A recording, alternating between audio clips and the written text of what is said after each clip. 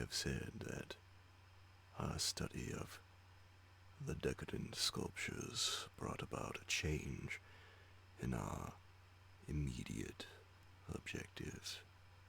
This, of course, had to do with the chiseled avenues to the black inner world of whose existence we had not known before, but which we were now eager to find and traverse.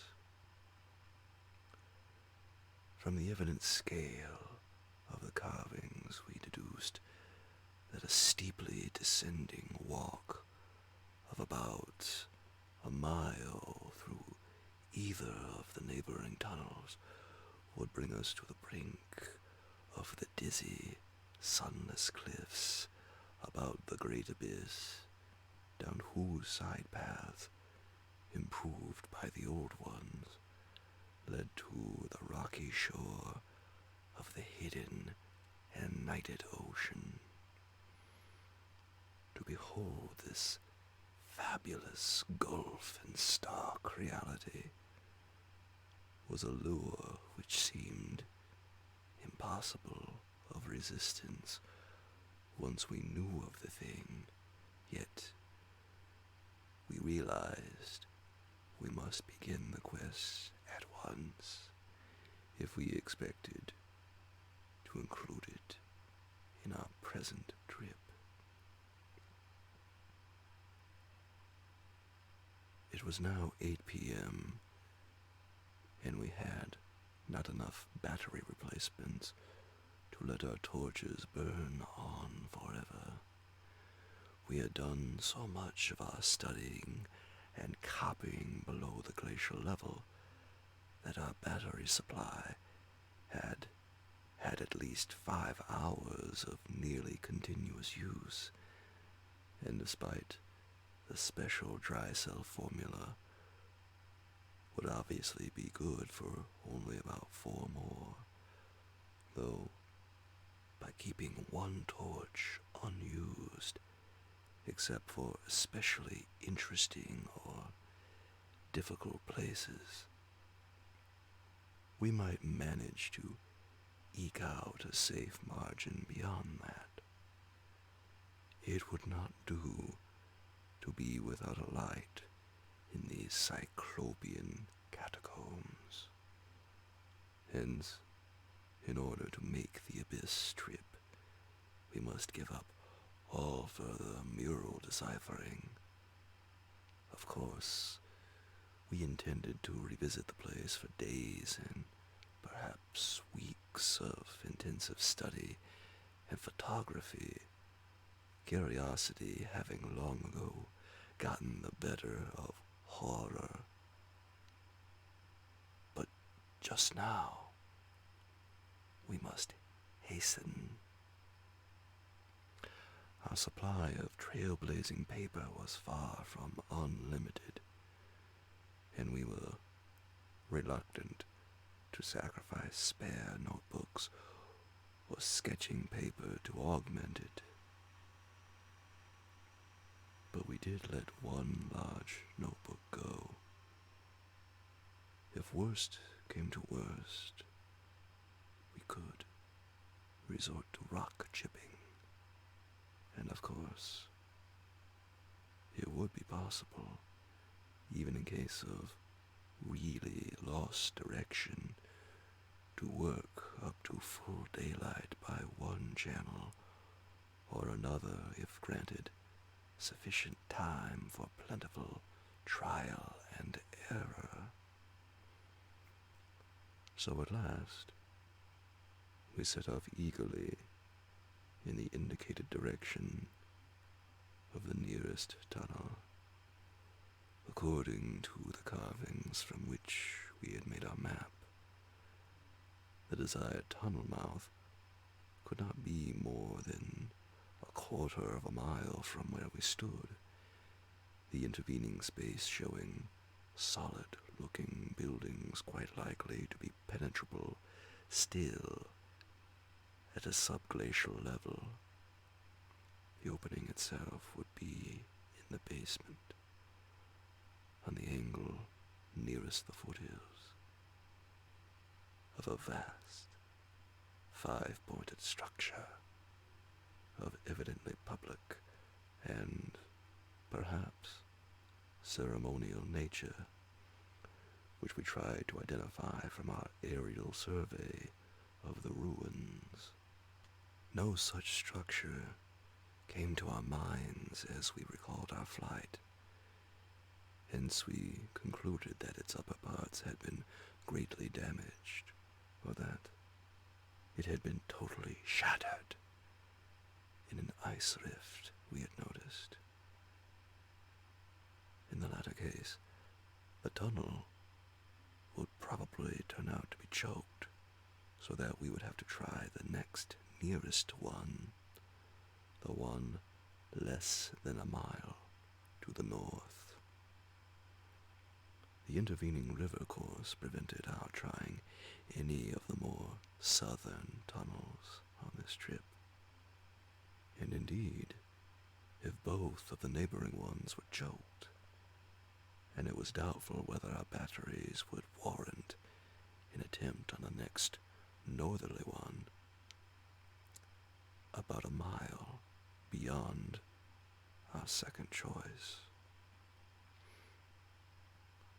As we threaded our dim way through the labyrinth, with the aid of map and compass, traversing rooms and corridors in every stage of ruin or preservation, clambering up ramps, crossing upper floors and bridges, and clambering down again, encountering choked doorways and piles of debris, hastening now and then along finely preserved and uncannily immaculate stretches, taking false leads and retracing our way, in such cases removing the blind paper trail we had left, and once in a while striking the bottom of an open shaft through which daylight poured or trickled down.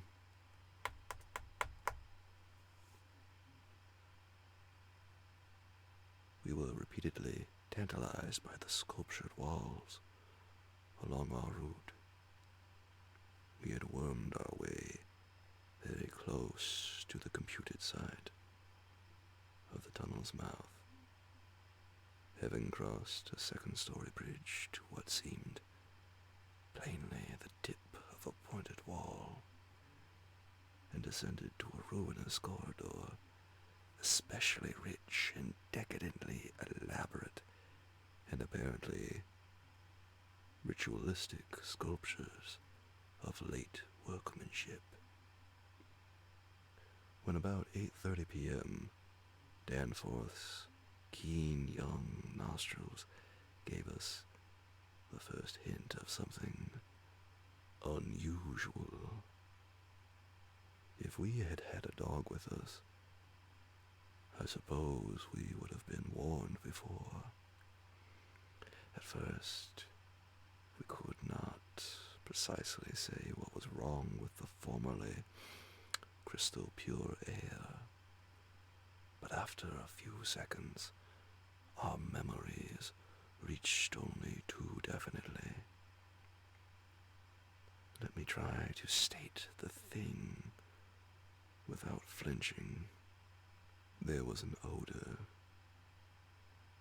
and that odor was vaguely, subtly, and unmistakably akin to what had nauseated us upon opening the insane grave of the horror poor Lake had dissected.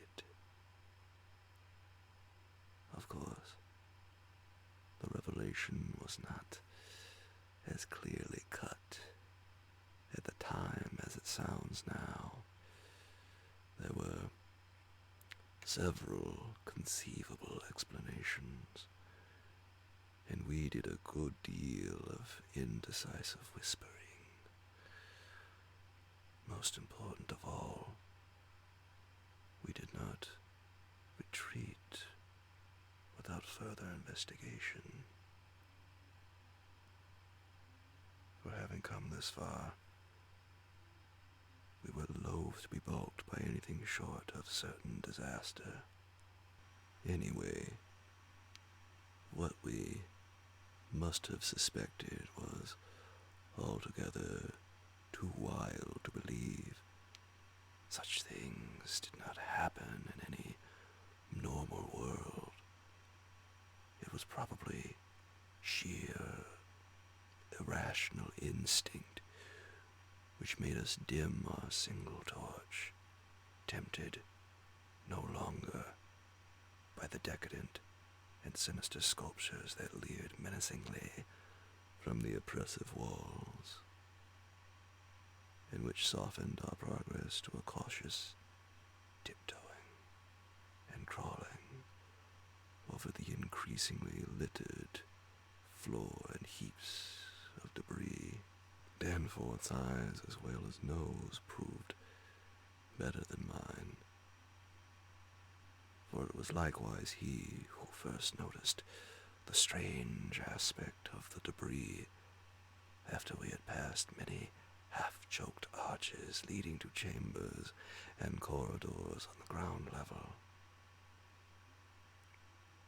It did not look quite as it ought after countless thousands of years of desertion.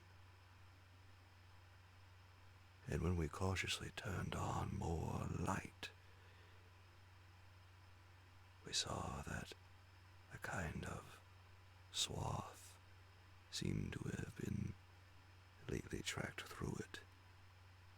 The irregular nature of the latter precluded any definite marks,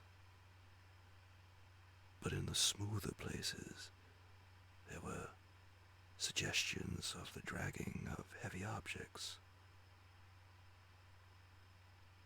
Once we thought there was a hint of parallel tracks, as if of runners.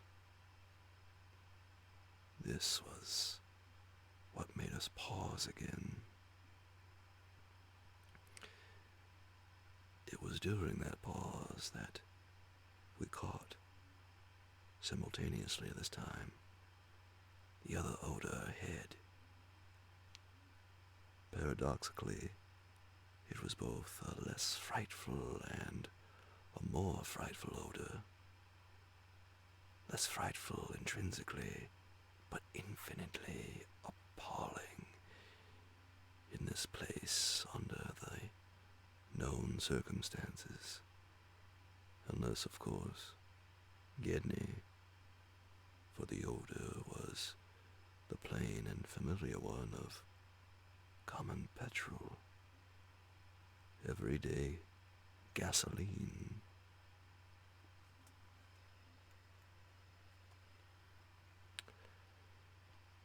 Our motivation after that is something I will leave to psychologists.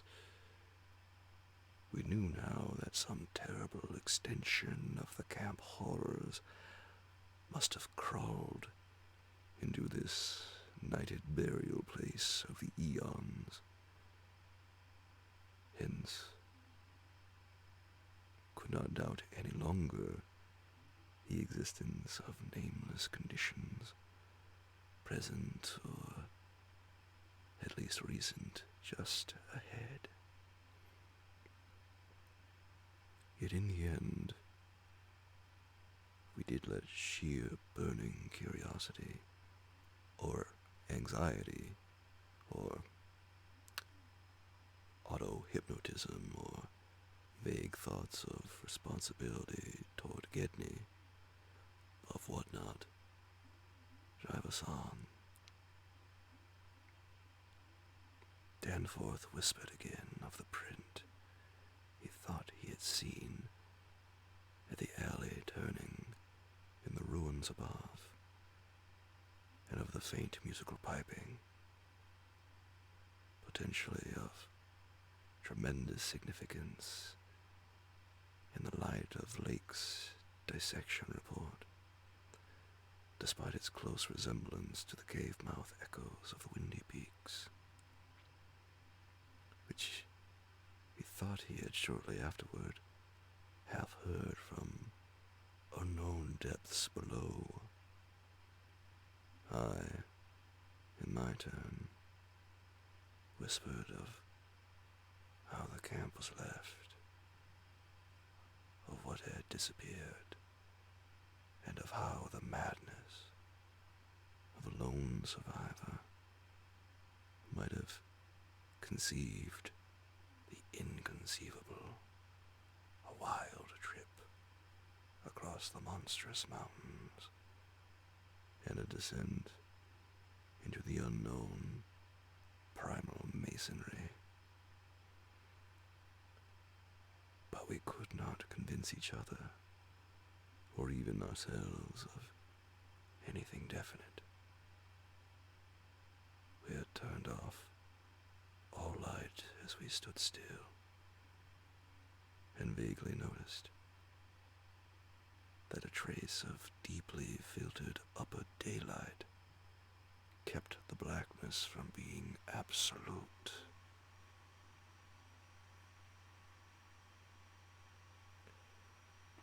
Having automatically begun to move ahead, we guided ourselves by occasional flashes from our torch. The disturbed debris formed an impression we could not shake off, and the smell of gasoline grew stronger. More and more ruin met our eyes and hampered our feet, until very soon we saw that the forward way was about to cease.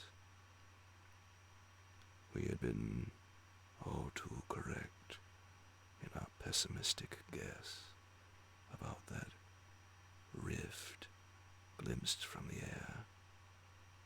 Our tunnel quest was a blind one,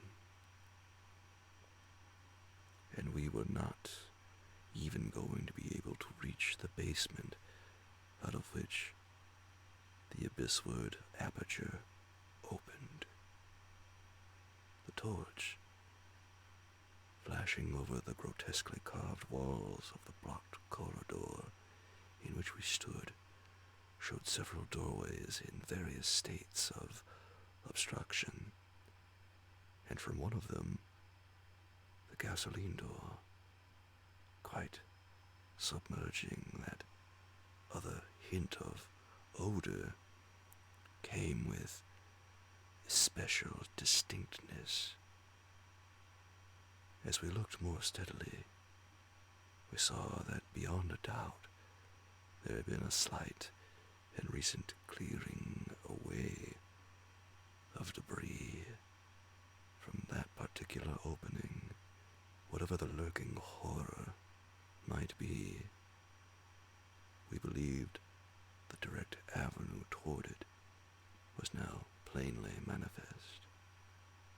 I do not think anyone will wonder that we waited an appreciable time before making any further motion.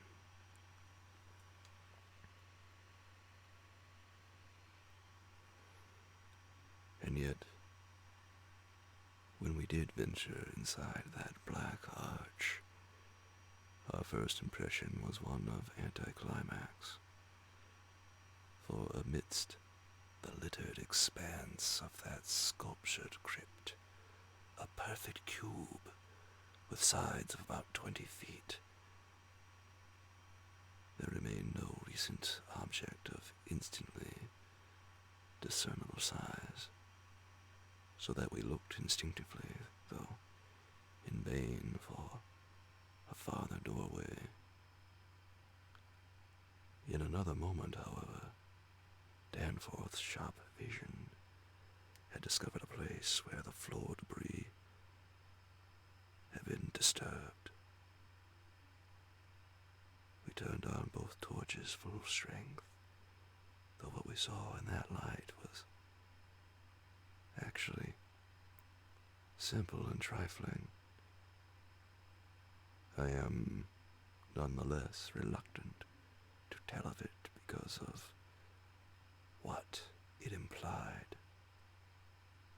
It was a rough leveling of the debris, upon which several small objects lay carelessly scattered, and at one corner of which a considerable amount of gasoline must have been spilled lately enough to leave a strong odor even at this extreme superplateau altitude.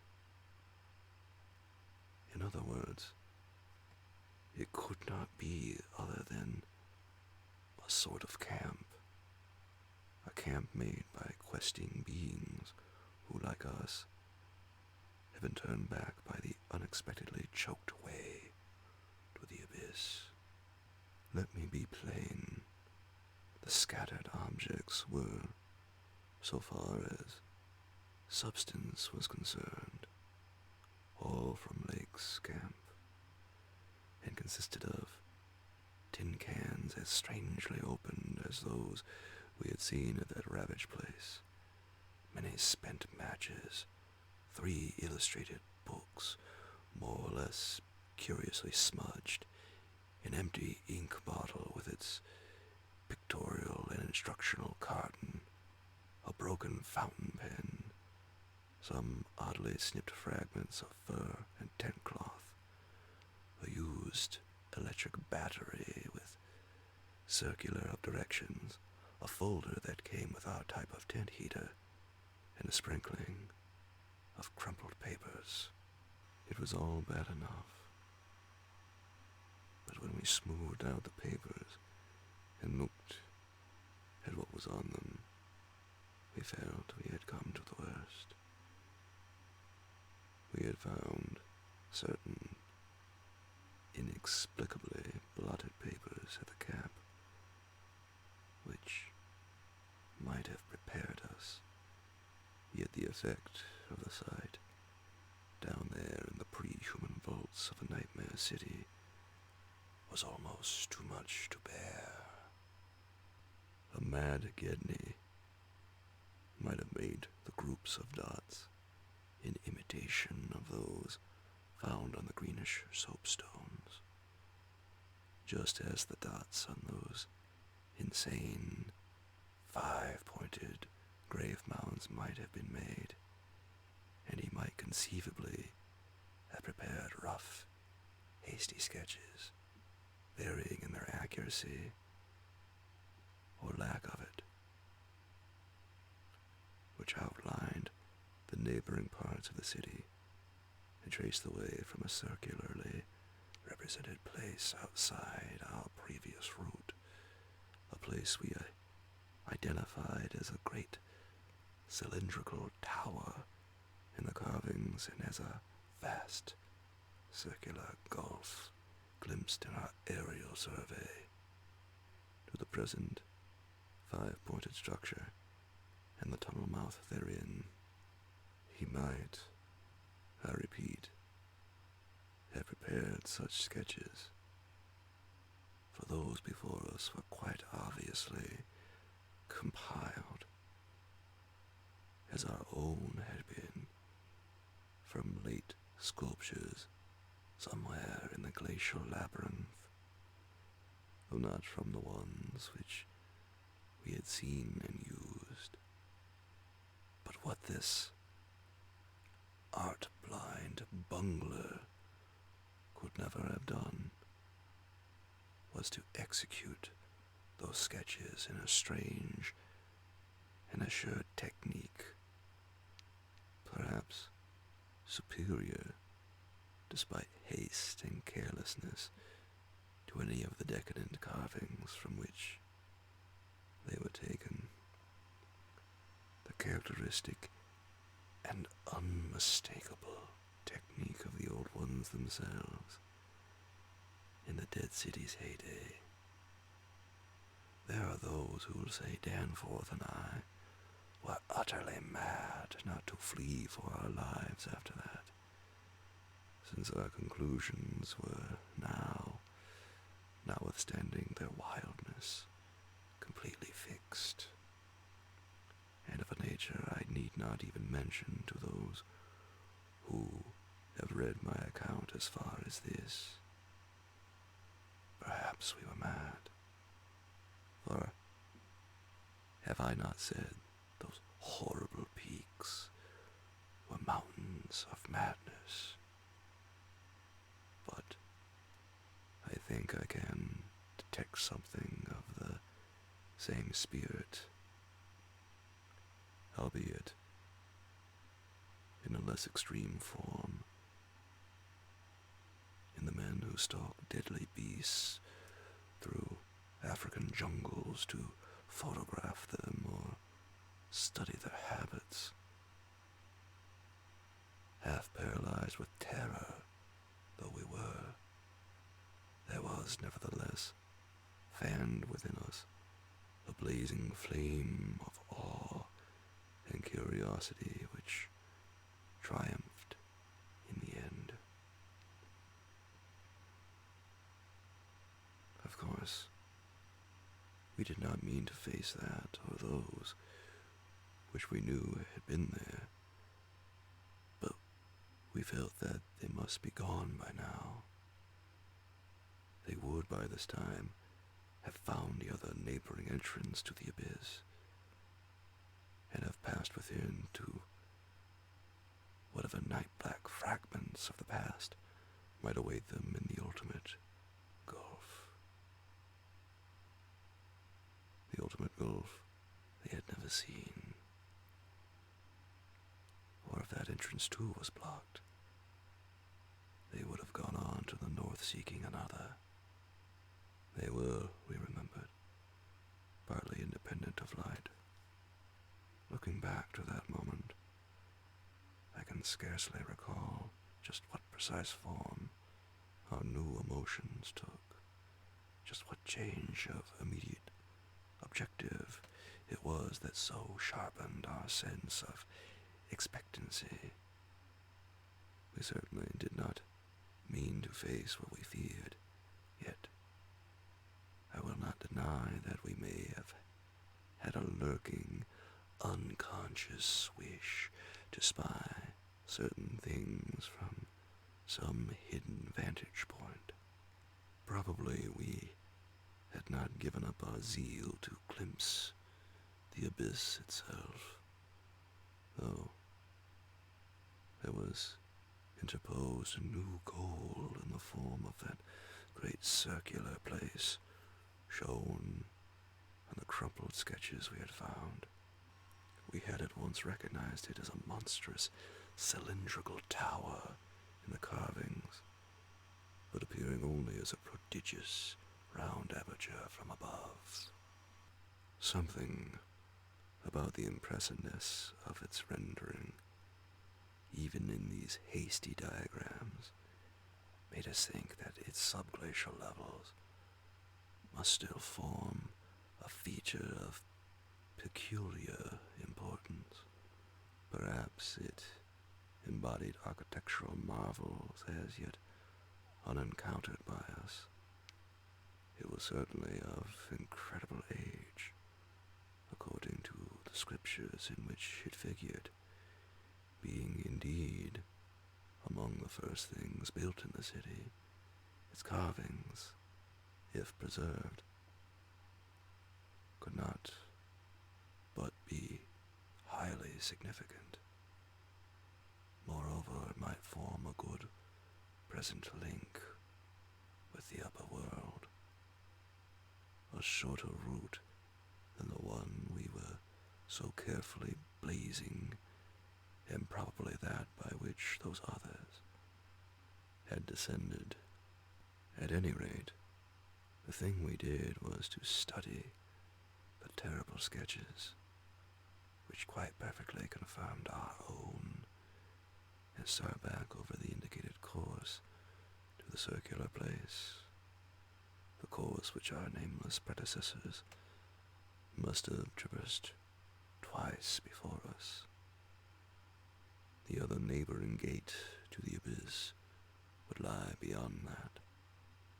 I need not speak of our journey, during which we continued to leave an economical trail of paper, for it was precisely the same in kind as that by which we had reached the cul-de-sac, except that it tended to adhere more closely to the ground level, and even descend to basement corridors. Every now and then, we could trace certain disturbing marks in the debris or litter underfoot, and after we had passed outside the radius of the gasoline scent, we were again faintly conscious, spasmodically, of that more hideous and more persistent scent.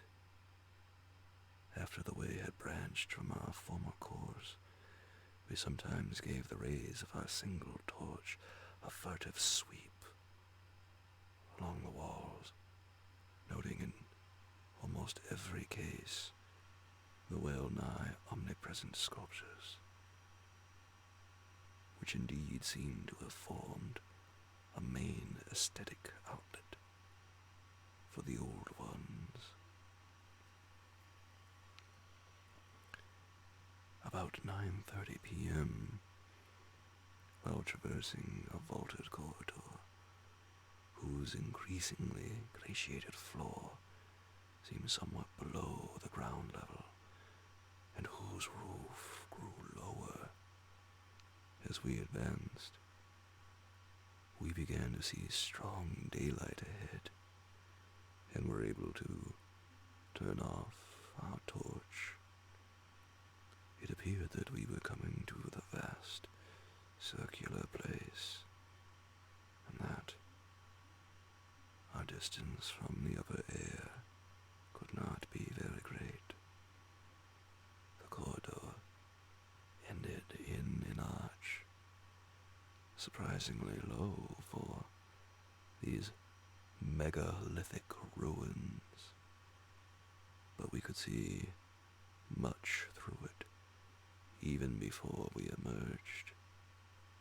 Beyond, there stretched a prodigious round space, fully 200 feet in diameter, strewn with debris, and containing many choked archways corresponding to the one we were about to cross. The walls were, in available spaces, boldly sculptured into a spiral band of heroic proportions, and displayed, despite the destructive weathering caused by the openness of the spot, an artistic splendor far beyond anything we had encountered before. The littered floor was quite heavily glaciated, and we fancied that the true bottom lay at a considerably lower depth. But the salient object of the place was the titanic stone ramp, which, eluding the archways by a sharp turn outward into the open floor, wound spirally up the stupendous cylindrical wall like an inside counterpart of those once climbing outside the monstrous towers or ziggurats of antique Babylon. Only the rapidity of our flight and the perspective which confounded the descent with the tower's inner wall had prevented our noticing this feature from the air, and thus caused us to seek another avenue to the subglacial level. Pabodie might have been able to tell what sort of engineering held it in place, but Danforth and I would merely admire and marvel. We could see mighty stone corbels and pillars here and there, but what we saw seemed inadequate to the function performed. The thing was excellently preserved up to the present top of the tower, a highly remarkable circumstance in view of its exposure, and its shelter had done much to protect the bizarre and disturbing cosmic sculptures on the walls. As we stepped out into the awesome half-daylight of this monstrous cylinder bottom, 50 million years old, and without doubt the most primally ancient structure ever to meet our eyes, we saw that the ramp traverse sides stretched dizzily up to a height of fully 60 feet. This, we recalled from our aerial survey, meant an outside glaciation of some 40 feet. Since the yawning gulf we had seen from the plane had been at the top of an approximately 20-foot mound of crumbled masonry, somewhat sheltered for 3/4 of its circumference by the massive curving walls of a line of higher ruins. According to the sculptures, the original tower had stood in the center of an immense circular plaza. It had been perhaps 500 or 600 feet high, with tiers of horizontal discs near the top, and a row of needle-like spires along the upper rim. Most of the masonry had obviously toppled outward rather than inward, a fortunate happening since otherwise the ramp might have been shattered and the whole interior choked. As it was, the ramp showed sad battering, whilst the choking was such that all the archways seemed to have been half cleared. It took us only a moment to conclude that this was indeed the route by which those others had descended, and that this would be the logical route for our own ascent, despite the long trail of paper we had left elsewhere. The tower's mouth was no further from the foothills in our waiting plain than was the great terraced building we had entered, and any further subglacial exploration we might make on this trip would lie in this general region. Oddly, we were still thinking about possible later trips, even after all we had seen and guessed. Then, as we picked our way cautiously over the debris of the great floor, there came a sight which, for the time, excluded all other matters. It was the neatly huddled array of 3 sledges in that farther angle of the ramp's lower and outward projecting course, which had hitherto been screened from our view. There they were, the 3 missing sledges from Lake's camp, shaken by a hard usage which must have included forcible dragging along great reaches of snowless masonry and debris, as well as much hand portage over utterly unnavigable places.